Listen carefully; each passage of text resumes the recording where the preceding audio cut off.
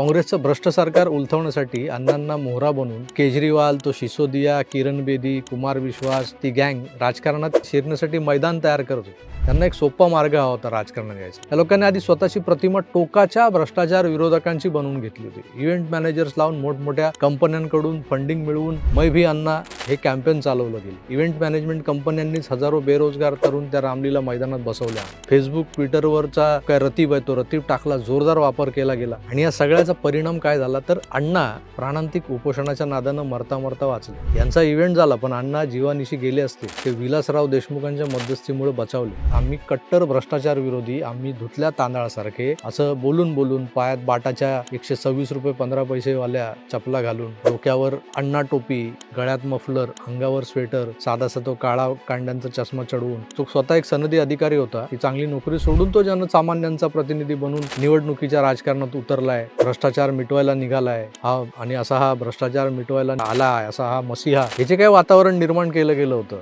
साधी राहणी, उच्च विचारसरणी असं उदाहरण सेट केलं त्याने. आतून त्याच्या इतका प्रचंड भ्रष्टाचारी, स्वैराचारी कोण दुसरा असू शकत नाही हे त्यानं जगाला दाखवून दिलं. बाहेर जो फकिरीचा आव आणायचा तो आतून किती छैलाबाबू टाईपचा निघाला.